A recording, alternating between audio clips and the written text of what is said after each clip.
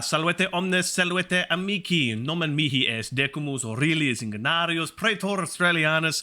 Hello, good day, good evening to wherever you are watching us from in the world. I am Decimus Aurelius of Nova Roma, and you are watching the Roman Twitch channel. It's a pleasure to be here, and it's great to have you on board and watching the stream live if you are watching this on Twitch, or later in the future on YouTube on the Australia Nova Romana channel. Fantastic. We're here again tonight, Monday evening Australian time, to do chapter 2 of the Hans Orberg Lingua Latina per se Illustrata series, where we're learning Latin. Now, I will caveat that I am not an expert in Latin. Very, very, very rudimentary skills. So I am learning Latin from scratch. So amongst some other material, I am stepping through this method, the Orberg method, and you are welcome to participate in these streams and learn along with me. And who knows, you may pick up on some things faster than I. And occasionally we'll even have some Nova Roma Latinists join us in the chat as well, which will give me tips and tricks as we go along, both for pronunciation and helping us with the definition of some of the new words and vocabulary that we learn through the course of this program. So I'm really excited. Now, if you haven't followed along before, the resources that we're using is with some pronunciation by Luc Ranieri, if I'm getting that pronunciation right, and he actually runs an oratory read-through of the entire book that we're going through tonight through his YouTube channel, Scorpio Martianus. So you can look that up on YouTube, give him a subscribe and a follow on there. So what you'll see tonight and what I'm reading along with is, in fact, Luc Ranieri, a relatively well-known Latin speaker. And so we're using his Latin pronunciation here to guide us in our studies as we go through this book. So, all right, let's not delay any further. I'll change screen here now. And we're now watching Chapter 2, or Capitulum Duo, of the Familia Romana per se Illustrata series. So we'll listen to what he has to say. He'll start off the chapter. We'll then give the pronunciation a go ourselves, and then I will talk through what I believed the understanding or what the translation of the words are in English. So if you haven't caught chapter 1 already, go to our YouTube channel or go to the video section here on stream, and you can follow through what we did for chapter 1. So let's take a sip of our tea. Fantastic, and let us commence. Here we go. Press start on the video. Capitulum secundum. Familia Romana. Iulius vir Romanus est. Aemilia femina Romana est. Marcus est puer Romanus. Quintus quoque puer Romanus est. Julia est puella Romana. All right, as we do, we'll listen to Luke pronounce a couple of sentences or a paragraph. We'll then give it a go ourselves and go from there. So, first of all, Julius vir Romanus est, Aemilia femina Romana est. Marcus est puer Romanus, Quintus quoque puer Romanus est. Julia est puella Romana. Great. Now, one of the things we don't want to forget while reading through the book is looking at the grammar and word notes in the columns as we go through the chapter. We can see here unos, one is referring to vir, which we're going to derive to mean man here. And then we have duo, the number 2, and we see what looks like to be a similar word, viri, which we can only assume is men, so the plural form of man, vir. And then we can see the second note there, unos puer, which it appears, judging by the text, looks to be boy, and duo pueri, so multiple boys, and there's the plural form of puer. So here at the beginning, we can see the illustration, and we're introduced at the start of Capitulum Secundum, the second chapter. We have Julius, Marcus, Quintus, and Julia, and Aemilia. So it appears to be the core of the Roman family here. And then we see a bunch of lads and ladies off to the side here. Syra, Delia, Davus, and Medus. And judging by their clothing and attire, I guess we can make the assumption that they're the slaves of the Roman family, which was common for the time period. And I guess collectively, they form what is this Roman family. Familia Romana. So in this first paragraph here, we're doing some introductions. So we have Julius, vir Romanus est.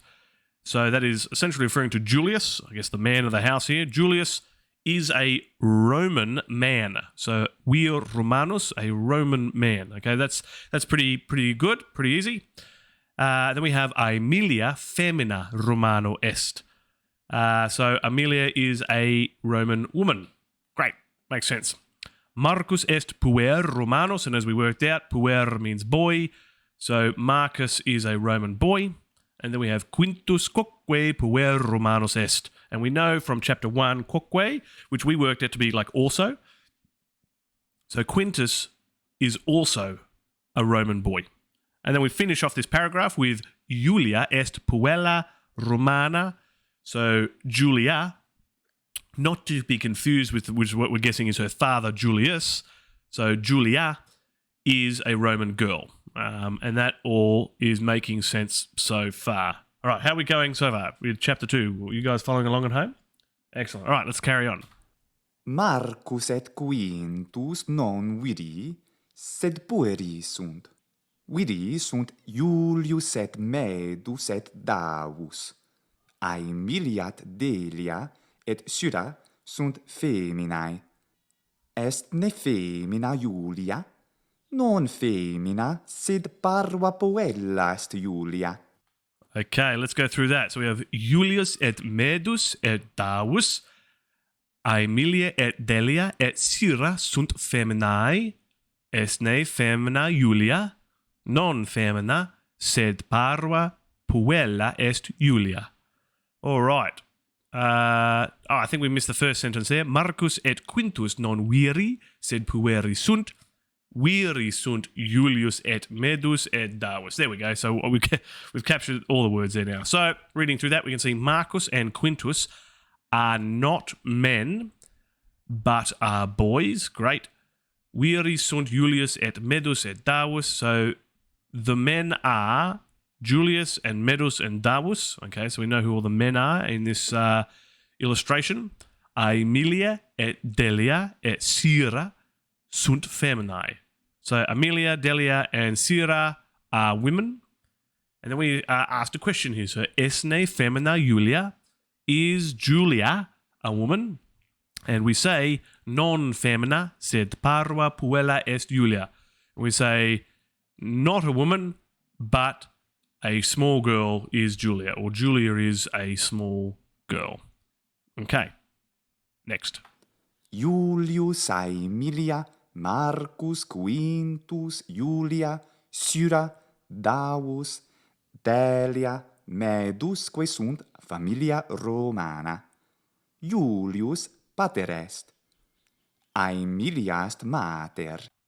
Okay, so we have Julius, Aemiliar, Marcus, Quintus, Julia, Syra, Davus, Delia, Medesque sunt familia Romana. So we're introduced what appears to be a new word, or at least a new ending here with the que, Q-U-E. And we have a good friend of mine in chat who's just joined us, Torres Perconinos. Salve amiche to you. Pleasure to have you popping by and perhaps parting some of your Latin speaking skills and pronunciation. So we're doing Capitulum Secundum, Chapter 2 of the Lingua Latina per se Illustrata. Great to have you on board this evening. And we are just reading through here lines 8, 9, and 10, and we're talking about the QUE ending. And we can actually look in the notes on the right-hand side, and we can see the dash QUE ending, and is equal to and something. So we see et, which we learned very early in chapter 1. It means and it means and something. So in the example it's given us here, medus que is and medus. Okay, so it appears we can just throw this QUE on the end of words and it can essentially mean and. So when we read through that again, we have Julius and Amelia and Marcus and Quintus and Julia and Syra and Davus and well, it's not and. but we're just listing them off. And then at the end there we have Delia and then Medus, and we see the and, I guess, is then interpreted to be between the Delia and Medus. So Delia and Medus are a Roman family. There we go. Oh, good. Thank you, Gaius Artorius. Excellent. So that's good to know. Now we can see just under, again in the column there in the illustration, we can see Julius and Aemilia, I guess the parents of this household. Julius is referred to here as pater, and Aemilia is referred to as mater. And particularly, I guess, from an English speaking background, that looks very similar to father and mother. And I guess in some other languages, they are very similar words. And then we have references to the children here, Marcus, Quintus, and Julia, where we have both Marcus and Quintus referred to as filius, and then Julia referred to as filia. So we can make the assumption that perhaps means son and daughter. So filius being perhaps son and filia being daughter. So this is the deduction that we're making through as we go through the book, learning the words, I guess, by their usage here. So it's very creative how this book is set up. Right, so let's move on into the last two sentences that Luke read out for us. So we have Julius pater est and Aemilia est mater. So again, showing that fluidity in Latin sentence structure, and that we're seeing here that Julius is the father and Aemilia is the mother. Yes, Artorius Proconinus has asked the question, and what would the plural be of some of those words? So I guess for pater and mater, and I guess I could make a guess. So we know what the plural is of boy is pueri. I can only assume that fathers would be pateri, perhaps. And he's saying filius, son, or sons, filia, daughter, and daughters. So, right. So following, I guess, the plural of boys, I guess filius would be filii, which doesn't really make a lot of sense with the double I, but we have seen that before, I think, in some cases, right? And then because filia is feminine, it follows, I guess, a feminine convention when we pluralize women, which I think we saw in chapter 1, and it perhaps becomes filii, which would be daughters. But we'll be able to confirm that going forwards. I'm sure it will come up in earnest, but I think you're just testing me there, Gaius Artorius. I reckon you might already know. So let's continue to listen to Luke now that we know that Aemilia is the mother and Julius is the father. Here we go. Julius pater Marciet quinti est. Julius pater Juliae quoque est. Aemilia est mater Marciet quintiet Juliae. Marcus filius Julii est. Marcus filius Aemilia est. Quintus quoque filius Julii et Aemilia est. Julia est filia Julii et Aemiliae. A lot of words in there and some changes in endings, which is quite interesting, but we're going to learn those as we step through. Good. Gaius Sartorius has said, yes, right. Good guess. Excellent. Okay, so we see here, following on towards the end of line 10, we have Julius pater Marci et Quinti est. So we see a new ending here for Marcus and Quintus, where we see this I ending. So this is interesting. And I guess we're going to make some deductions about what's happening here. Based on the words that we already know, what we are interpreting as being read from this sentence is Julius is the father of Marcus and Quintus. And I guess we're deriving that from the image as well. And that certainly makes sense for the context here. So therefore, it's essentially showing what is the possessive for Marcus and Quintus. So the father of Marcus and Quintus is Julius. And I guess when we're showing, instead of like in English where we have an apostrophe S, we see in this case here the ending of the word is changed so into a possessive form. So, Julius pater Marci et Quinti est. Then it goes on to say, Julius pater Juliae quoque est. And again, we see a change in ending for Julia, and I guess this is a possessive form, so it almost seems identical to perhaps what we guessed to be the plural of if there was multiple Julias, where we're saying the father of Julia is also Julius. Very confusing, but that is a part of Roman traditions, Roman naming conventions, where the daughters were often named directly after the father, but in the feminine form. And perhaps what you'll find is for the sons, so both Marcus and Quintus, that is actually their praenomen, whereas in this case here, Julius is the gens or the nomen, the middle name. And so Marcus and Quintus would share the middle and last name, or the nomen and cognomen of their father.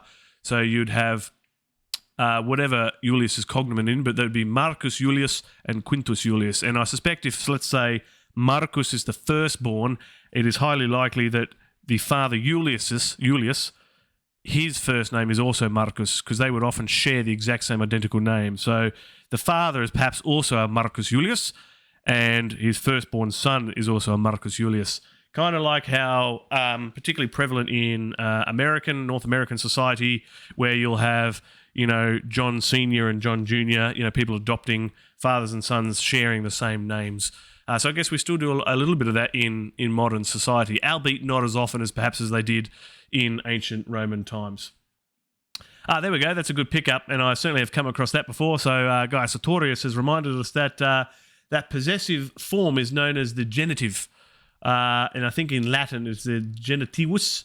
So it's the genitive form of their name, assuming I've said that right, and I think I've seen that before. So as we know, there are several different forms in Latin for words, and so I guess here we're seeing the possessive form for both Marcus and Quintus. Right, we got sidetracked there. We were learning some things as we go along. So we've learned that the father of Julia is also Julius, and then we have Aemilia est Martha Marci et Quinti et Juliae. So we see here that the mother of Marcus and Quintus and Julia is Aemilia. Great. Then we have Marcus filius Julii est. So we're changing the subject and object here in this context. So we no longer see Julius at the beginning as, I guess, the subject, really. It's now changing from, I guess, with Marcus.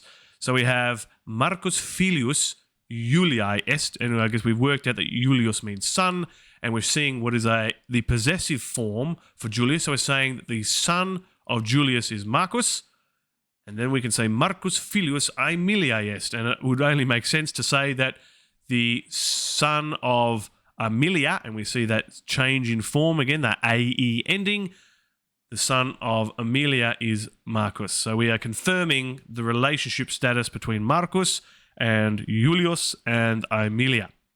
Great. Apparently in Russian you have something similar with naming conventions, like with Ivan and Ivanovich. Ivan, son of Ivan. Yeah, right. There we go. So we see it in multiple forms and societies. And moving on here with line 13, we have Quintus quoque filius Juliae et Aemiliae est. So Quintus is also a son of Julius and Aemilia. And then finishing it off, we have Julia est filia Julii et Aemiliae. So we can see that the Julia is a daughter of Julius and Aemilia. Great. Now, before we hit line 15 here in the book, we have some more prompters over here in the column. So we're introduced to what appears to be two different types of question words, quis and quae, or quae is probably a better pronunciation there. And we have some examples. So we have quis est Marcus, and we have quae est Julia. Okay. So suspecting that it's based on gender here. So when the subject is male, in this case Marcus, we're going to use the question quis. So I'm going to guess is quis means who, probably. And subsequently that would be the same for quae, which would also potentially mean who here. So who is Marcus and who is Julia? And we can confirm then with the two latter examples. Quis est pater Marci? And we see that possessive form again there. So who is the father of Marcus? And then finally, quae est mater Marci? Who is the mother of Marcus? So the subject is affecting the gender of the word who, I guess, that we're using here. Interesting. So let's listen to Luke now for line 15 on the end of this page, and let's see if we can confirm what we suspect we're reading in the column here. Quis est Marcus? Marcus puer Romanus est. Quis pater Marci est? Julius pater Marci est. All right, just quickly confirm there. Quis est Marcus, and we think we're saying who is Marcus, and then we say Marcus puer Romanus est. Marcus is a Roman boy, which we established a little bit earlier. And then we say quis pater Marci est, who is the father of Marcus, and then we confirm in answer with Julius pater Marci est. The father of Marcus is Julius. Okay, and we're going to flip pages here, so let's see if we can remember these three words as we cross over. Qua est mater Marci? Mater Marci est Aemiliae. Qua est Julia? Julia est puella Romana. Quae mater Julia est? Aemilia mater Julia est. Okay, so we had that first sentence, quae est mater Marci. So we're saying who is the mother of Marcus, and we have mater Marci est Aemilia. So the mother of Marcus is Aemilia, okay? Quae est Julia? So we're saying who is Julia? Julia est puella Romana. Julia is a Roman girl. Quae mater Juliae est? Who is Julia's mother? And we answer with Aemilia mater Juliae est. Aemilia is the mother of Julia. Okay. Good progress so far. Yes, good pickup again by Gaius Sartorius. We're seeing the variation in word order in the sentence. That's right. So we're seeing that flexibility that Latin provides us in terms of word order, which is good. Perhaps for novice speakers, we don't have to get too concerned in a lot of cases in terms of word order. In some cases, I think it matters, but you're right. It's good observation that we can mix up the word order here, and this book is showing us that we can do that. Very good. That deserves a T-sip. Okay, back to Luke. Pater Julia est Julius. Julia filia Julii est. All right, so those two sentences, pater Juliae est Julius. So we see that possessive form again of Julia. So the father of Julia is Julius, and Julia filia Juliae est. So Julia is the daughter of Julius. That's not confusing at all. Quite the tongue twister of it. You have to catch yourself. Yeah, so if you're in chat, just make sure I don't get that confused as we read along. Yeah, and then Gaius Sartorius says, yes, until you read Cicero's sentences with one verb on the one side. Yes. Okay, now back to the margins. We're seeing a new clue here. We're seeing qui. And here we're seeing qui sunt filii. And look, we have what appears to be the plural of son.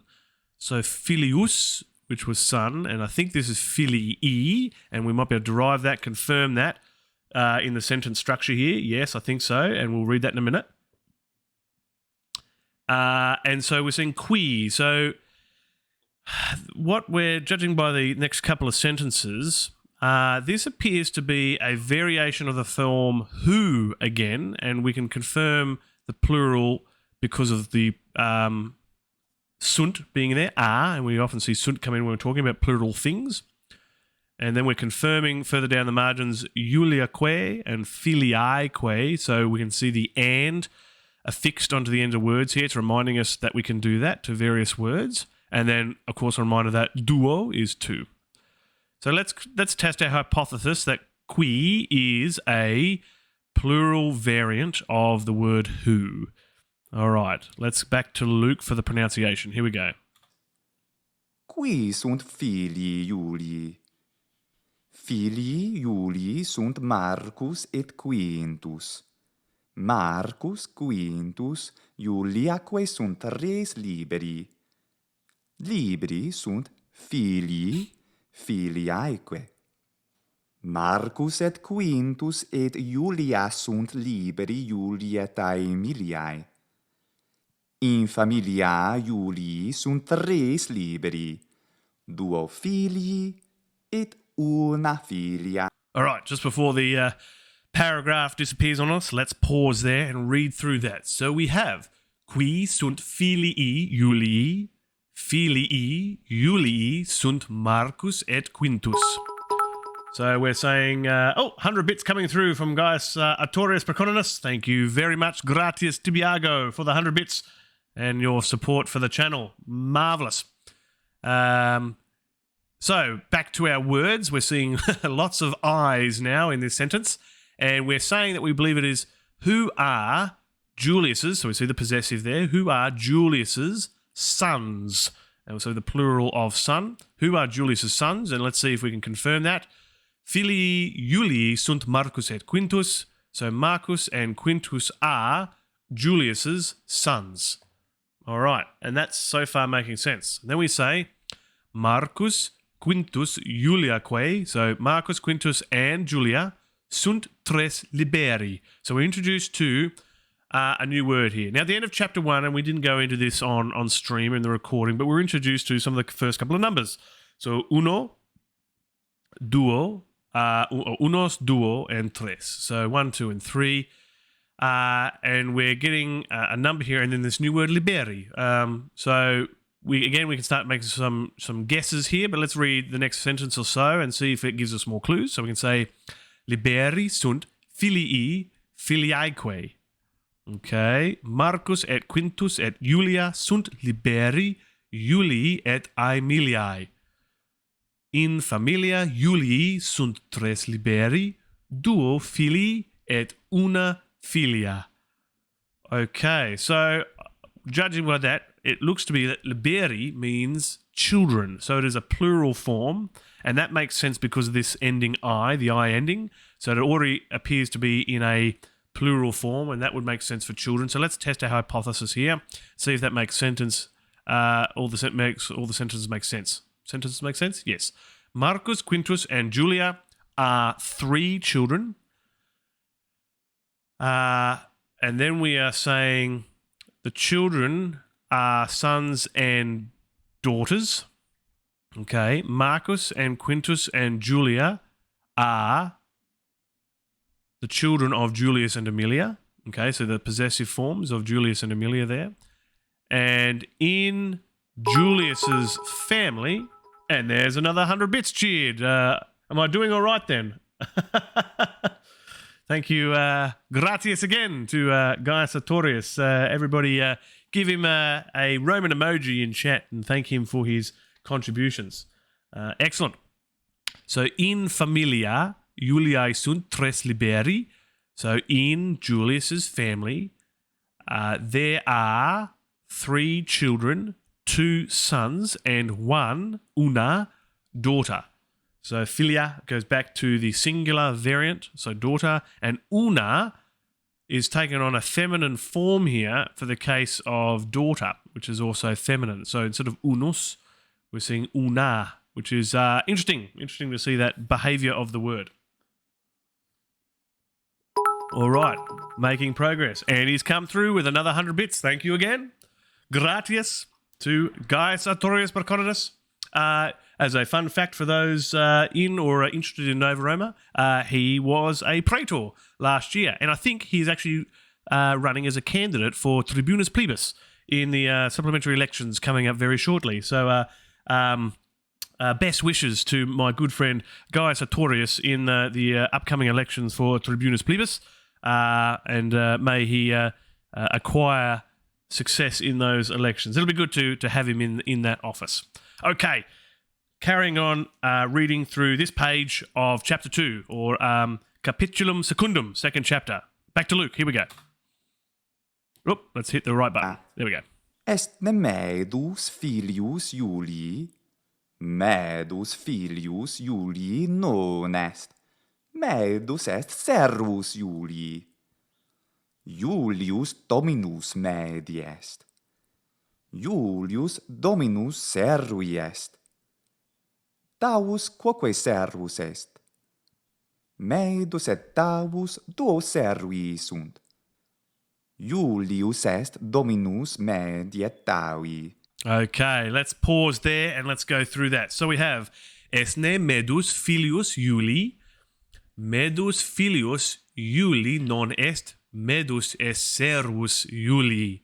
All right, we are introduced to a new word here, and that is servus, and it is in relation to medus. And we've deduced from the illustration before that it appears that medus and others are slaves. Now, if we read on here, and we see this next word, Julius Dominus medi est. This dominus looks very similar to words in English like to dominate. And so that can only make in reference, I guess, to the previous description of servus. So I'm getting the gist here that we're saying that medus is a slave. So let's go back and reread this again. So, Esne medus filius Iuli, is medus Julius's son? So that's the question being posed at the moment. And then we say medus filius. Oh, we've had some 2 gifted subs have come through. There you go. Say thanks to Gaius Sempronius Skepsis Agricola, another great friend of mine. He's given subs to Unknown Star 120 and Therilo. There you go. That's fantastic. 2 gifted subs. All the contributions coming through this evening. That's very good. So hello to my good friend Skepsis Agricola bumping in there now. That's awesome. All right. And then we say medus filius Iuli non est. So medus is not Julius' son. Medus est servus Iuli. So medus is Julius's, and we're saying slave. Okay. The next sentence, Julius Dominus medi est. Julius is the master, and that's what we think it is here. Julius is the master or the slave owner of medus. And we see this possessive again of medus. So the slave master or the master of medus is Julius. Next we have Julius Dominus servi est. And look, I think we're talking about a plural number of slaves. So servus, the plural, the singular, and servi, the plural. So Julius Dominus servi est. Julius is Julius Dominus servi est. So Julius is the master of slaves. It appears what we're saying here. And we can sort of confirm that we're right as we read on. So we say Davus quoque servus est. And judging by the look that Davus shares with medus, Davus is also a slave. Medus et Darus duo servi sunt. Medus and Davus are 2 slaves. And then we say Julius est dominus medi et Davi. Julius is, and we see the possessive again here for both the slaves, Julius is the master of medus, and Davus is the translation there. Okay. Gaius Sartorius says he finds dominus difficult to translate into English. Yeah, that's I guess in some things there's no direct translation into English as well, but I guess we get the sense of certainly what it's trying to say here, appreciating the relationship between the slaves, medus and Davus, and I guess the Julius as the boss. Gaius Sartorius says it's not quite master from the meaning, at least in his head. It's like a nobleman in command of someone. Yeah. Hey, okay. That's good. And yeah, quite potentially, that is exactly what it is. Somebody in command of somebody else. And I think I've heard context in a Roman military environment of the use of dominus. And they're not necessarily slaves there, but soldiers to an officer. So you're quite potentially quite right there. In any case, we're seeing some sort of authority of Julius over Medus and Davus. This is good chat, good discussion that we're having. This is what it's all about. Okay, back to Luke for the next couple of lines. Here we go. Oh, wrong bar again. Here we go. Julius Dominus servorunt, et pater liberorum. Est ne delia filiae Emiliae? Delia non est filiae Emiliae, delia ancilla Emilia est. Aemilia domina delia est. Aemilia domina ancilla est. All right, let's pause there and let's go through what we've got. So we have Julius Dominus severum est et pater liborum. Let's get on. Let's test that right. Liberorum. All right, break that down. Liberorum. Julius Dominus severum servorum est et pater liberorum. Oh boy. Okay, so I'm going to make sure I pronounce the vowels here, and I guess some of our more experienced Latinists, if they pop into the stream, will confirm. But I guess we listen to Luke, and if you're using the same video at home, go back and play that video over, listen to Luke and how he says it, so you can get it just right. So what does that first sentence say?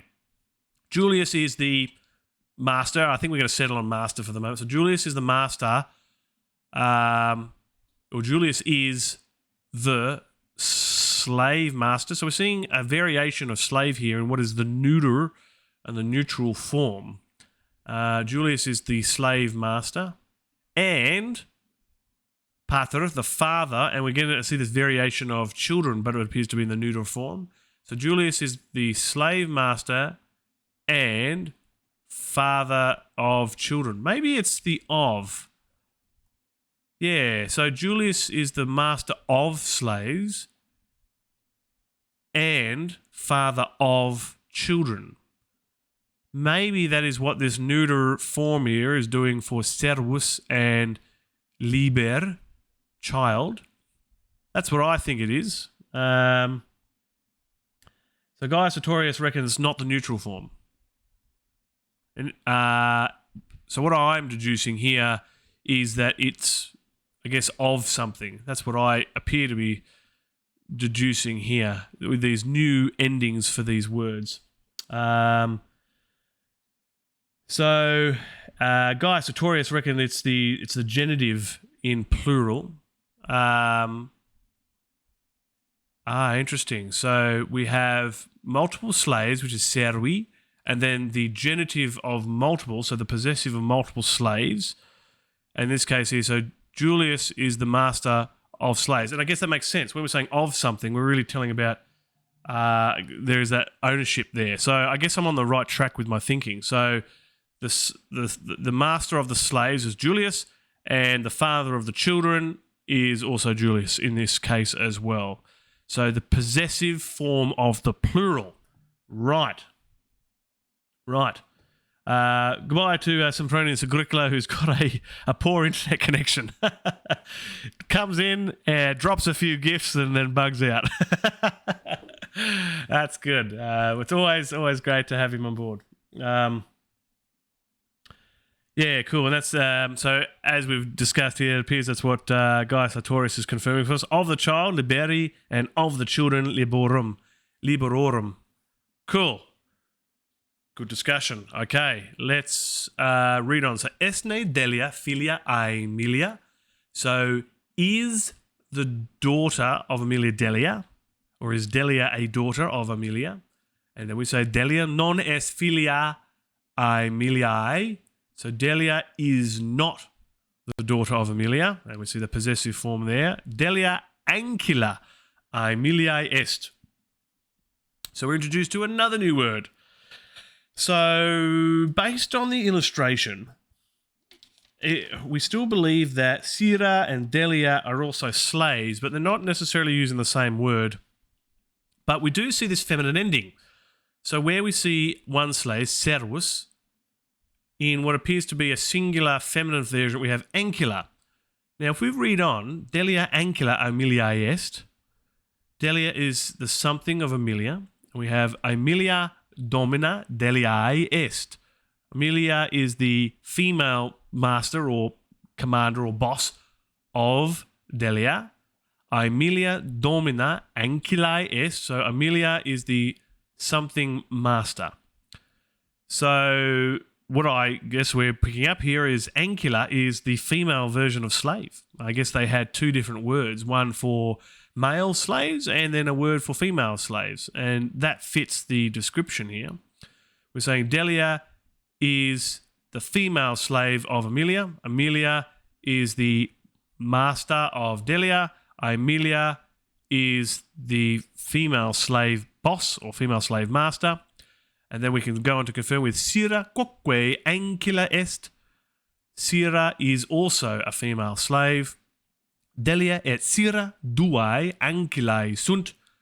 Delia and Sira are two female slaves. And then finishing off with Aemilia domina ancillarum est. So we're seeing, we're seeing this plural genitive ending again, thanks to the help from Gaius Artorius. So Aemilia is the master of female slaves. Again, Gaius Artorius suspects that it's not directly a translation in that case. It's tough, but certainly for us here, it's helping us with our understanding. If we can get a better understanding of ancilla later, that will help, or in domina. So there's two words which we are relatively confident on, but we're not 100% sure, is ancilla and dominus or domina, the male-female version there, but it appears to be reference to slaves and masters. But, right, what are the true direct translations in English? All right. And, you know, that makes sense from the pictures, because Sira and Delia are all wearing rags, or, you know, dirty clothes like Davus and Medus. Okay, so we've got the clues on the left-hand side of the column again. Let's not forget those. So we have duo, duae, and duo. So with some referencing of some words here. So we have duo servi. So in the form of when there's multiple slaves, so I guess two, we're using the ending with duo for two. Now, when referring to the female variant, I guess here, ancillae, multiple female slaves, we're using duae, which matches the ending. And then opida. So we're going back to a chapter 1 word that we learned, opida, which means like city or town. And in this case, even though it appears to be a female ending, we're still using duo. So opida we know is singular, and we're using what appears to be the singular variant of two. So duo opida.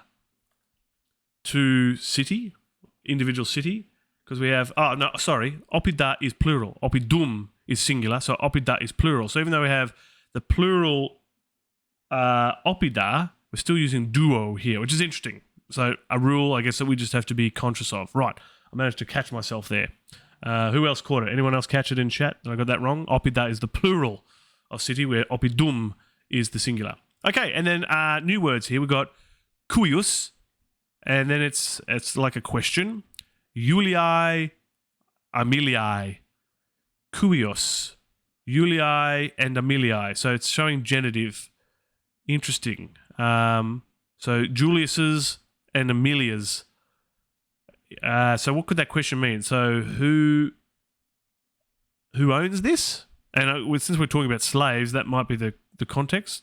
Whose is something along those lines. So let's test that. Let's see where Luke's up to is in pronunciation. Here we go. Syra quoque ancillast. Deliet syra duae ancillae sunt.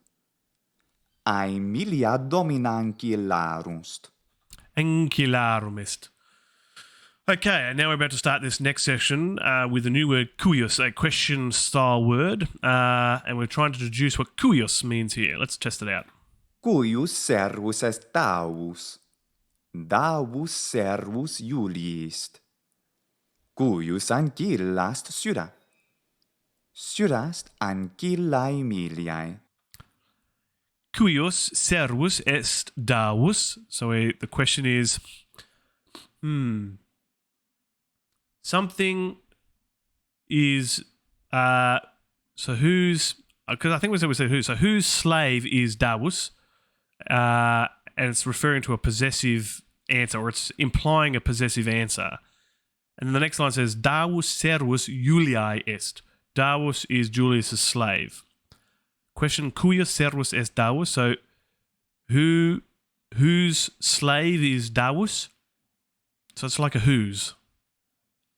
And Davus servus Iuliae est. Davus is Julius' slave. Let's check the next line. Cuios ancilla est Sira. So whose female slave is Sira? Sira est ancilla Aemiliae. So Sira is Aemilia's female slave, I guess. Right, Guy Sartori says, whose slave is Dawes? Yeah. Whose. It appears to be some sort of whose, and it implies a possessive answer. Kuios. Kuius. Kuius. Okay. Let's crack on. Back to Luke. Quod liberi sunt in familia? In familia Iulii sunt 3 liberi. Quod filii et quod filiae? 2 filii et 1 filia. Quod servi sunt in familia? In familia sunt centum servi. Okay, pause there. So back to the margins. We've got some notes. We have quot. We're introduced to it appears to be a new question word here, and it's saying 1, 2, 3, or unos, duo, tres. Quot. Quot filii, quot filiae, quot opida. So quot appears to be how many. Quot means probably how many. And again, we'll test that as we read through the sentences here. And then we're told that centum is equal to C, which is really 100 in, I guess, Arabic numerals. So centum. We need to be aware that centum means 100. Okay. With Luke's pronunciation, we have quot liberi sunt in familia. And if we're guessing right, how many children, the plural, are in the family? That's making sense. And then let's see the answer. In familia Iuliae sunt 3 liberi. In Julius's family, there are 3 children. Yep, we've confirmed that's the case. Quot filii et quot filiae. How many sons and how many daughters? And we answer with duo filii et una filia. 2 sons and 1 daughter. And we see the ending of 1 changes to match the feminine form here. Okay. Quot servi sunt in familia? How many slaves are in family? So I guess again we go back to referring to slaves in general on the masculine. So servi plural masculine. In familia sunt centum servi. In the family there are 100 slaves. Holy dooly, that's a lot. 100 slaves. That seems like a lot. Having never lived in that era, I could never really judge whether that's a lot or not. In the modern era, 1 is far too many. But in that time, it was 100 a lot. I don't know. Yeah, who knows? Anybody in chat? Does anyone in chat know whether 100 was a lot for that time? Decimus Claudius says salve. Hello and salve to Decimus Claudius, who's joining us, a fellow streamer on the channel. He does some great interviews and recaps of museum visits and all sorts of various streams there. And we're looking forward to more of the streams from Decimus Claudius going forward. So awesome to have him in the channel this evening. Brilliant to have him join us. Wow, so apparently 100 slaves. Okay, cool. Let's continue to listen to Luke. Here we go. In familia Iulii sunt multi servi, pauci liberi. Iulius est dominus multorum servorum. Okay, so we're saying in familia Iuliae sunt multi servi, pauci liberi. In Julius's family, there are many, we learned that in chapter 1, many slaves, few children. And so pauci is the opposite of magni. So I've got the plural form of that right, but essentially the singular magnus or magna. Pauci is the opposite of that, meaning few. So they have many slaves and few children. Iulius est dominus multorum servorum. Okay, so we're seeing those genitive plural endings again, thanks to Gaius Sartorius in chat. So Julius is, we're saying master. Julius is the master of many slaves. And we're seeing the adjective here matching the noun, the plural noun that we're talking about here. Julius is the slave of, is the master of many slaves. Okay. Yes, Sky Sartori says, yes, I guess they have a villa in a clear picture. A male of the declination. And he says, centum could also mean in a more poetic form, just as a nice bit of information. A poetic form of 100. Cool. Okay, let's carry on. We're moving on to the bottom of page 14. Here we go. We're just over halfway in this chapter. Getting there. Here we go. 2 e 3 numeri sunt. Centum quoque numerus est. Numerus servorum centum. Cool. 2 et 3 numeri sunt. Centum quoque numerus est. Numerus severum est centum. 2 and 3 are numbers. So numeri can only mean the plural of numbers, of number rather, because we're talking about multiple numbers here. Centum quoque numerus est. 100 is also a number. Numerus severum est centum. And so we see the genitive variant of the plural of slaves here.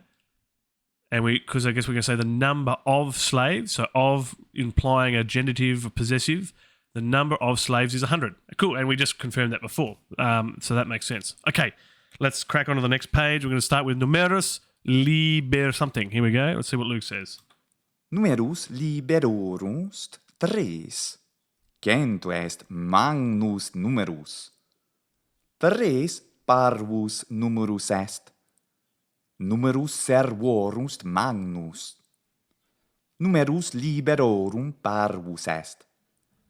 In familia Iulii magnus numerus servorum parvus numerus liberorum est. Okay, so we're starting with numerus liberum. Let's get that pronunciation right. Liberorum est 3. So the number of children is 3. So we see that genitive plural of children again, which I thought was the neuter, which perhaps is not, but it's the genitive plural. Centum est magnus numerus. Centum, 100, is a large number or a great number. Yes, I agree. Particularly in this case. 3 parvus numerus est. 3 is a small number. Okay, good. Numerus severum est magnus. The number of slaves is great. Numerus liberorum parvus est. The number of children is small. Yes, we have said that too. Now let's just double check our margin here. Magnus numerus severum is equal to many slaves. So great number of slaves is equal to many slaves. That makes sense. Multi servi. And then if we say parvus numerus liberorum, small number of children is equal to pauci liberi, few children. Also makes sense. So another way of stating the same information. And just as another quick clue, we see multique. Again, a reminder, I guess, that we can have and put on the end of multique. Multique. Okay. Cool. Let's carry on here. Medus servus. Okay, let's finish off the first bit here. So we have in familia Iuliae magnus numerus severum, parvus numerus liberorum est. Liberorum est. Okay. So in Julius's family, there are a great number of slaves, a few number of children. There is a few numbers of children, which is the equivalent of saying few children. Cool. Okay. Now we can carry on with medus servus. Here we go. Graecus est. Delia stanchilla graeca. In familia Iulii sunt multi servi graeci multae quancillae graecae. Est naemilia femina graeca? Aemilia non est femina graeca, sed romana. Iulius non vir graecus, sed romanus est. Okie dokie. Let's have a read through here. So we're starting off with talking about medus. So we say, medus servus graecus est. Delia est ancilla graeca. So we know from the first chapter, so it would be capitulum primum, the first chapter, we know that graecus is referring to Greece. In this case here, it appears to be being used as an adjective. The case is matching the noun servus. So we're saying here that medus is a Greek slave. And then we go on to say that Delia est ancilla Graeca. Delia is a Greek female slave. And I guess I'll just say slave for the purposes of this exercise. And we see that Graecus and Graeca, the endings that change relative to the gender of the word that we're talking about. Servus first ancilla. In familia Julii sunt multi servi Graeci multaque ancillae Graeciae. Okay, so we're saying in Julius's family there are many Greek slaves, and we see the que there, and many Greek female slaves. Okay. Esne Aemilia femina Graeca. So question is Aemilia a Greek woman? Aemilia non es femina Graeca sed Romana. Aemilia is not a Greek woman, but Roman. Julius non vir Gracchus sed Romanus est. Julius is not a Greek man, we are knowing to be man, but is Roman. Cool. Excellent. All right, so before we go on with line 53, 54-ish, we have some more clues in the margin again. So we have tres, tria. So I reckon we've got a male and a female form here. So when referring to children, we're saying tres liberi, 3 children. So I guess it's perhaps implying that maybe liberi is male. Then we have tres literae. And literae is a new word for us. So hopefully we'll deduce what that is going forward. So we have tria, unless we learnt that in capitulum primum. And we have tria opida. So when we have a feminine word here, 3 is going to change. Now we know that, but for 2, it was duo opida, which didn't change to what we thought was a feminine form. But in this case, it appears it does. So when we refer to opida, we have tria. In all these other cases, we are using tres. All right. And then just below that, we have some more references here. I guess other ways of saying the same word. So when we say magnus numerus opidorum, so the number of cities is great, is the equivalent of saying multa opida, which is many cities. And we see the feminine form of multi. And then we have magnus numerus fluviorum. The number of rivers is great, is the equivalent of saying multi flui. And we see magni, another ending there, which is interesting. So many rivers. Interesting to see this magni and dash ne ending reference here. Let's see if we can see that in practice. Okay, carrying on. Sparta oppidum Graecum est. Sparta delphi tusculumque tria oppida sunt. Duoppida Graeca et un oppidum Romanum. All right. Sparta oppidum Graecum est. Sparta delpi tusculumque tria oppida sunt. Duo oppida Graeca et unum oppidum Romanum. Let's step through that. So we have Sparta is a Greek city. Okay. And we have a singular city, oppidum, and so we're seeing a third form of Graecum here, which is like a neuter form, I'd argue in this case, the neuter form of Greek to match oppidum, which is the noun here. And then we say Sparta delpi tusculumque tria oppida sunt, duo oppida Graeca et unum oppidum Romanum. So Sparta, Delphi, and Tusculum are 3 cities. So we see that tria oppida, 3 cities. 2 Greek cities, so 2 of those are Greek, and 1 Roman city. Cool. All right. In Graecia et in Italia magnus numerus oppidorum est. In Gallia est magnus numerus fluiorum. Flui Galliae magni sunt. Magnine sunt flui Africae. In Africa unus fluius magnus est, Nilus. Ceteri flui Africae parvis sunt. All right, pausing there, let's recap what we've got. So we have in Gallia est magnus numerus fluiorum.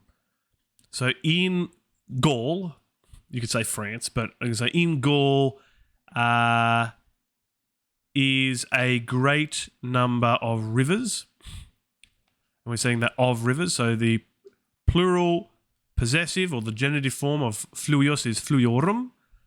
In Gaul, there is a great number of rivers. And then we say flui Galliae magni sunt. And here we're saying, I guess, Gaulish rivers are great. So Galliae, I think, is being used as an adjective here. So I want to say Gallic rivers, flui, multiple rivers. Gallic rivers are great, magni. And magni is matching flui in this case here. Magnin, I think, is how we pronounce that. We can go back and check that. Magnin sunt flui Africae. So here, sunt flui Africae are interesting. Let's read the next word, sentence, see if we can help deduce that. In Africa unos fluius magnus est. And then we're saying there's Nilus, ceteri flui Africae parvi sunt. So coming back to that sentence in a minute, we say in Africa, one river is great, which is Nilus, the Nile. We say ceteri flui Africae parvi sunt. Now, ceteri, I am unsure what ceteri is here, but we're saying something African rivers are small. So Nilus, and I think it says, I want to say many, ceteri. Where have we seen that before? That's plural of something. It's not centum, which was 100. Yeah, curious. So in Africa, one river is great, the Nile, so Nilus, and then something African rivers are small. Interesting. What could ceteri mean? So let's go back to that other instance before. So we see that magni, ni, the ne ending. Where else have we seen an ne ending before? Manganin sunt flui Africae. So African rivers. So great are African rivers. Is it posed as a question? Aha! It just dawned on me. Where have we seen the ne ending before? We've seen it in esne. Ne added to the end poses it as a question. We got it. We got there, folks. Magni, ni, magni. Let's go back and listen to him say that so we get that pronunciation right. So let's wind that back a bit. Let's see where we go. Flui Galliae magni sunt. Magnine sunt. Magnine sunt. Magnine sunt. Okay.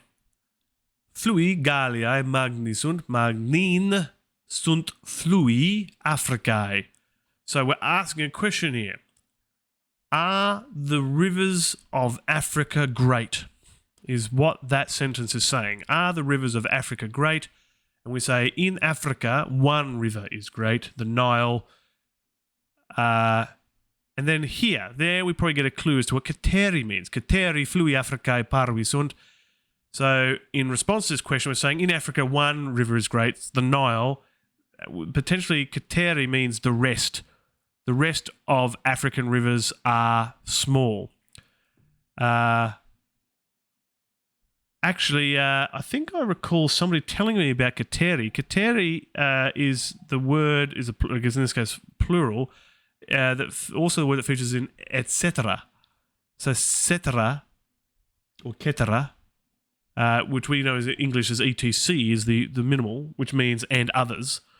So here, instead of cetera, which would be the singular, we have ceteri, which is the others. So we say the one river in Africa is great, the Nile. The other African rivers are small. I think we got it. Guys. So we've learnt, we've reminded ourselves in the question ending, ne, which can be apparently attached to many different words. Est for is, suntne for are there. And in this case, manganine. I'm going to have to practice that pronunciation. Manganine, say, are the rivers of Africa, or the African rivers, are they great? Right. Whew. Okay, we're getting there. Let's move on with the next line 59 here. Flui Africae. In Africa unus fluvius magnus est, Nilus. Ceteri flui Africae parvis sunt. Sunt ne magni insulae Graecae? Creta Teuboia dua insulae magnae sunt. Cetera insulae Graecae sunt parvae. All right. And look, there's another clue down here if we got stuck. And right, and this is what this book is all about, is you read through the sentences and the way it structures gives you the clues. Pharaoh Crab has joined with a host there. Thank you very much to Pharaoh Crab and joining us on stream here. Perhaps you can practice your Latin along with us. We've just been able to talk through some of the meaning of some of the words here. At least we think we have anyway. We can certainly get corrected in the comments and on YouTube and on here later. So now we're reading through line 59. So we're saying, Sunt ne magnae insulae Graeciae. Sunt ne, we know, is a question. Saying, are there great islands in Greece? And I think we know the answer. And with the answer we're being given here is Creta e Euboea duae insulae magnae sunt.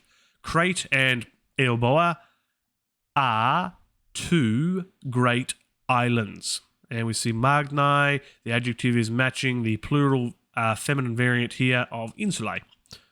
Good. And that finishes with Ceterae insulae Graeciae sunt parvae. It's very poetic and very rhythmic, the language, isn't it? So it's saying the other Greek islands are small. Okay. All right. Let's finish. Let's crack on. We're about 3/4 through the chapter. We're doing well. Pharaoh Crab says, Salwa, I didn't even notice we were live, or I wouldn't be here. We would have been here sooner. Yes, I'm here regularly. Monday, 9:30 a.m. Rome time. Every Monday, where I can, unless something strange has happened. 7:30 p.m. start time, Australian Eastern, for those viewers that are watching from Australia. Guys, Artori says, just noticed it when I saw Aureli, the name in Discord, having the purple colour. Oh, right. Yeah, is that the live stream indicator? Yeah. Okay, so before we hit line, appears to be 63 or so here, we're introduced to, well, actually, we see that clue in the column. We should have read that. So Keteri, Ketera, and Ketera. And that perhaps would have been an earlier clue for us, the Ketera, or cetera, etc., as we would say in English, using in that common Latin form that we know it in. And then we see Cornelius. We're introduced to a new character here by the looks of it, Cornelius. So I'm getting looking forward to meeting Cornelius. So let's see what's being said. Here we go. Let's listen to Luke. Quis est Cornelius? Cornelius Dominus Romanus est. Iulius et Cornelius duo Domini Romani sunt. Medus non est servus Cornelii. Medus servus Iulii est. All right, let's read through that. We have Quis est Cornelius? Cornelius Dominus Romanus est. Iulius et Cornelius duo. Oh, we've had another 100 bits cheered coming through from Gaius Artorius Proconnus. Gratis tibiagor Mike. He's done it again. Great number of contributions. So on the sentences here, we see quis, which I've interpreted to be the male form, because we know Cornelius here is male. So quis est Cornelius? Who is Cornelius? Cornelius Dominus Romanus est. So saying Cornelius is a Roman master, or as Gaius Artorius was referring to before, is like some sort of noble individual, commander, whatever that translation is. Somebody of authority, I think we'll say here. So, and a gift, Jortanos, actually one of our prestigious senators, has gifted a sub to Gaius Artorius. There you go. You're doing some great work, and the senator has rewarded you as such. So be sure to throw your gratiuses in there, Gaius Artorius, with the senator. Dimitris Draco coming through with the gifted sub. Fantastic. At Jortanos. Excellent. So we're saying, yes, Cornelius is a Roman figure, noble, master, okay, in this case here. And then we say, Julius et Cornelius duo domini Romani sunt. So Julius and Cornelius are two Roman masters, let's say. Medus non est servus Corneli, medus servus Julia est. So we're confirming a relationship here with Medus. So Medus is not Cornelius's slave. Medus is Julius's slave. Okay. Cornelius. Cuius servus est Medus? Oh, good oratory. Julius. Medus servus meus est. Cornelius. Est ne Davus servus tuus? Julius. Davus quoque servus meus est. Servi mei sunt Medus et Davus et ceteri multi. Cornelius. Est ne Deli ancilla tua? Pausing there. All right. Let's check out. So we have in the column here some clues. We have meus, mea, and meum. We have tuus, tua, and tuum. I guess would be the pronunciation of those. So some new words we haven't come across yet. And we have a conversation here now, which is really cool. Conversation between Cornelius and Julius. So let's see if we can derive what they're saying. Cornelius, cuius servus est Medus. And we know for cuius from before, it was kind of like whose. So Cornelius is saying, whose Medus the slave of, right? Because we know cuius is implying a possessive or I guess genitive form answer. And then Julius is going to answer him. He's going to say, Medus servus meus est. So Julius, and we know from before that Medus belongs to Julius. So here it appears that he's saying Medus is my slave. And we see me, my, maybe, if it's the same equivalent to me in English. So Medus servus meus est. Medus is my slave in response to Cornelius' question. So meus means my. And we'll see the various forms then of my, meus, mea, and meum. So we have a male, female, and neuter form. So I guess to when it's being used, I guess as an adjective. In this case here, because servus is male, meus is also going to be male.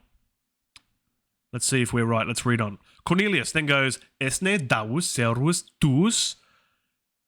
And he's asking a question. Is davus something slave? And again, we know that davus belongs to Julius. Now before we deduce what tuus means here, let's read the second sentence. And Julius is going to respond with davus quoque servus meus est. Servi me sunt Medus et davus et ceteri multi. So here it appears I think tuus is going to be your. So is davus your slave? And then Julius responds with, davus is also my slave.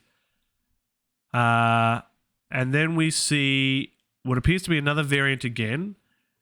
It appears to be the plural form of my here. So we have servi mei sunt Medus. So my slaves are Medus and Davus and many others. Considering this bloke has 100 of them, yes, I certainly wouldn't be listing them off. That would just be a capitulum, a chapter all on its own. And then Cornelius says, Esne delia ancilla tua? So he's asked another question here. Again, we're seeing some variation. Is delia, now this tua, we see here, we're showing the different form, and it matches the feminine, what we think is female slave here. So is delia your female slave? And let's move on.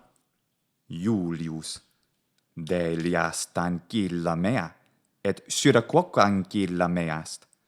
Ancillae meae sunt deli et syret ceterae multae. Familia mea magnast. I just love the fluidity in which he's able to speak it, and he just makes it sound so fantastic, doesn't he? That's really good. It's good. Gaius Sartorius likes my deductions. Fantastic. So Julius is going to respond to the question. So what is the question again? Esne delia ancilla tua. And Julius is going to respond, Delia est ancilla mea et sira quoque ancilla mea est. So Delia is my female slave. We see the female ending there. Et sira quoque ancilla mea est. And we're talking about Sira now. So Sira is also my female slave.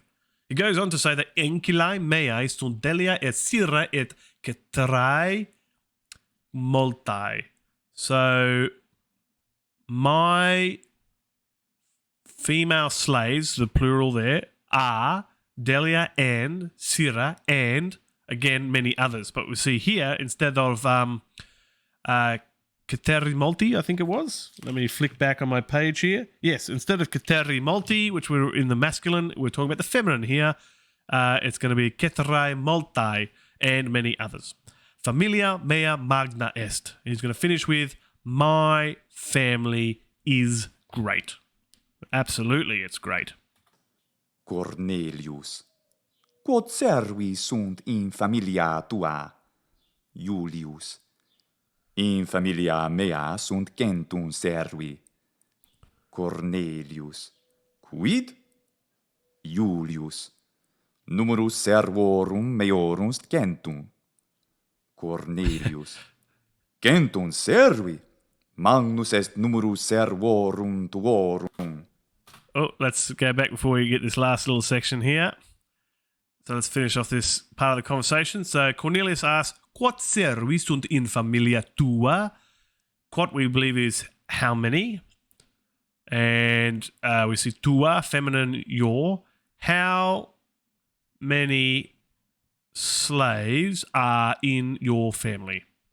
How many slaves, servi, multi, how many slaves are in your family? And Julius says, in familia mea sunt centum servi. In my family, there are 100 slaves.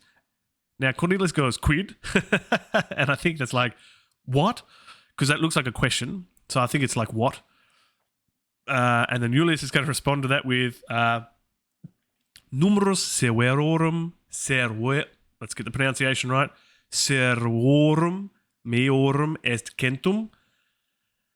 Many of my slaves, the number of my slaves is 100. There we go. So the number of my slaves is 100. Perfect. And Cornelius is going to respond with centum servi. That's what we did before. 100 slaves. Magnus est numerus servorum tuorum. Great is the number of your slaves. And we see the plural your form to match the plural genitive form of slaves here. Holy dooly. God, there's so many different endings in there. So Magnus est numerus servorum tuorum. The number of your slaves is great. Or great is the number of your slaves, depending on the order that you want to read that in. Cool. All right. Let's do the last little bit of Capitulum Secundum. Tuorum. Libertus Latinus. So we're going to do Libertus Latinus. We've got some pictures here. So we got liber antiquus, and I tell you what, that looks very similar to our word antique in English, and it looks old compared to what is the new version of a book. So this is quite a new book. So we have liber novus. So I suspect it's going to be new book and old book. That's the guess I'm going with here. So liber antiquus is going to be like old book, and liber novus is going to be like new book. Now over here we've got ecce duo libri. So something, two books, I think is what. So libri looks very similar to children, doesn't it? I think liberi is children, libri is books. So let's not confuse our children with our books.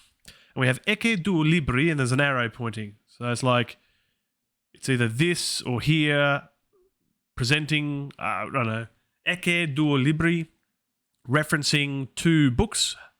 And then the other clues is unos liber, so one book, duo libri, and I guess we've already worked that out, two books. And look, we see the various forms of novus and antiquus. So novus, novum, and novum, and antiquus, antiqua, and antiquum, I think is how those endings should be. And they appear to be opposites of each other, thus the indication of the arrows here. So antiquus is the opposite of novus.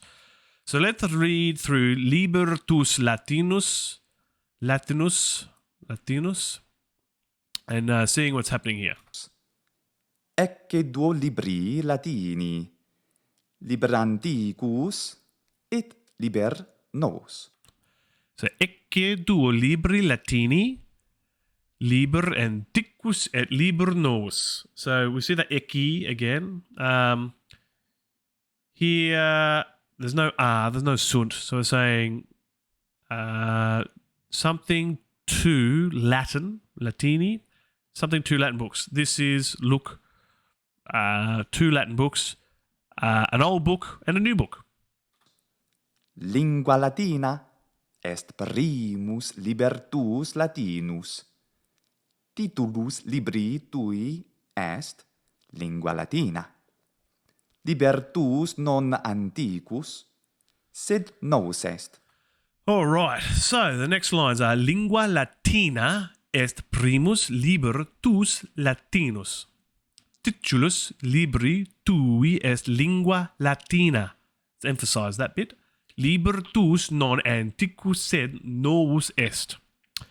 So let's see if we can deduce what's being said here. So Lingua Latina, that's actually the name of this book. Lingua Latina is your first Latin book. Primus, first, liber, book, tuus, your, Latinus, Latin. Lingua Latina is your first Latin book.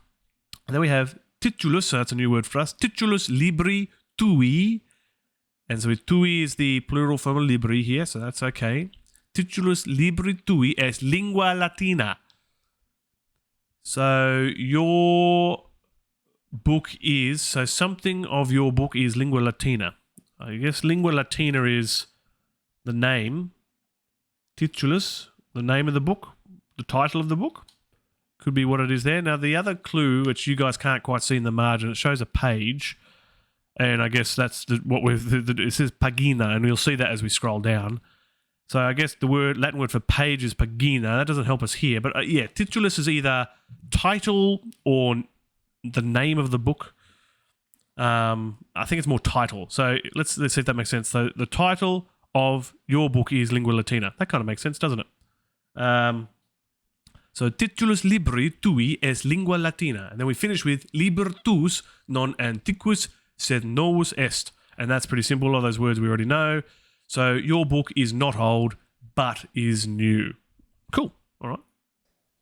In Lingua Latina sunt multae paginae et multa capitula. Capitulum primum, secundum, tertium, cetera. In Lingua Latina sunt multae paginae et multa capitula. Capitulum primum, secundum, tertium, cetera. So, we're saying in Lingua Latina, so the book, our book that we're reading from right now, in Lingua Latina, there are many pages, and I'm getting that clue from the picture over here on the left, and we know capitula is essentially chapters. So capitula is plural because we have capitulum, singular, capitula, kind of like oppidum and oppida.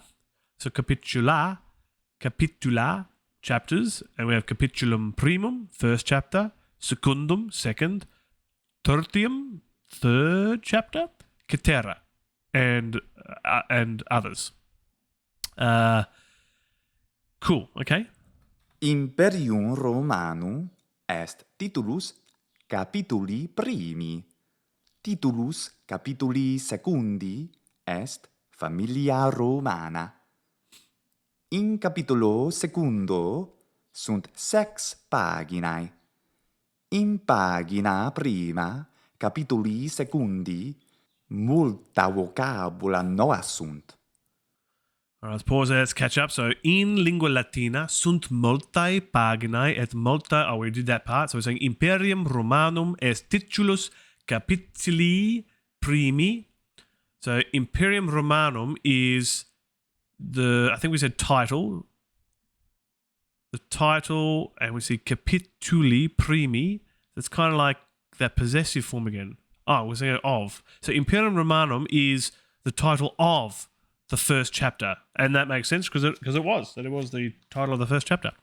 And then we say titulus capituli secundi est familia romana. And I guess the clue is what's the title of the second chapter. So the title of the second chapter is Familia Romana. Okay, good. In capitulo secundo sunt sex paginae. So in the second chapter, there are 6 pages. Now we see capitulo. So we know before when we do in, it changes the ending to put the O on the end of words. We saw that before with all the elongated vowel at the end. So Italia became Italia. So we saw this modification. So capitulum is the singular. So I guess when we say in capitulum, we're actually saying in capitulo. And then I guess secunda changes to match that as the adjective, which makes sense. The adjective changes. And we're saying there are 6 pages in the second chapter. Is there? Yes, there is. And then we say in pagina prima capituli. Let's get the pronunciation right. Capituli secundi multa vocabula nova sunt. So in pagina, in the first page of the second chapter, so you see the possessive, in the first page of the second chapter, there are many new words. Oh boy, lots of descriptions there. Okay, so in and pagina, prima. So we see a modification of the final vowel here for pagina, so pagina, elongation of the vowel. In pagina, prima as an adjective. In the first page, and we see capituli secundi, so the possessive of the second chapter, there are many new words. And then we're going to list those words, and let's listen to them now. Vir, femina, puer, puella, familia, cetera. Numerus vocabulorum Latinorum magnus est. Oh, some big words there. So let's finish off. So the new words we learnt was vir, femina, puer, puella, familia, and cetera. Numerus vocabularum vocabularum Latinorum magnus est. So the number of Latin words is great.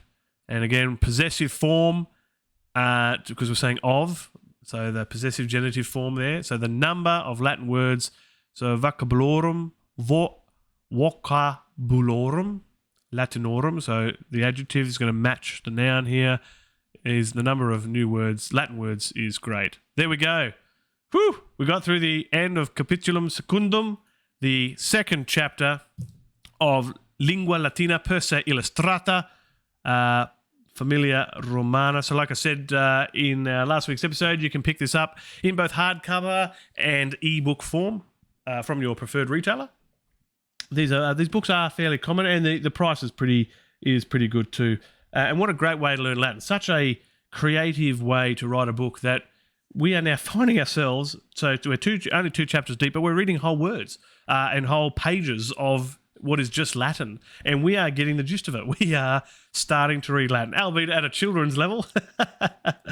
We are reading at a children's Latin level, but we are getting there. We are slowly growing our Latin vocabulary and learning our vocabularum, our Latin words. So we're going to continue to practice. That's how you get better. Practice makes perfect. So I'm supplementing this with a bit of Duolingo on Latin as well, growing my vocabulary there and going through this chapter. So this has been awesome. That draws us to an end of this episode, episode 2, and chapter 2, capitulum secundum of Lingua Latina per se Illustrata. Thanks to Luca Ranieri and his channel Scorpio Martianos, who is doing the pronunciation for us and the read-through of this book, which is very helpful for us. Please make sure you go over across and subscribe to his YouTube channel and listen to how he pronounces words. Don't listen to me, because my pronunciation is terrible. I am still learning, but hopefully you have enjoyed learning along with me today, and I hope to see you again next week. So next Monday, 9:30 a.m. Rome time or 7:30 p.m. Australian Eastern. It's been a pleasure. Thank you all for joining. Thanks to all the donations and the hosts and the bit cheers. It's been great. Until next time, Walete.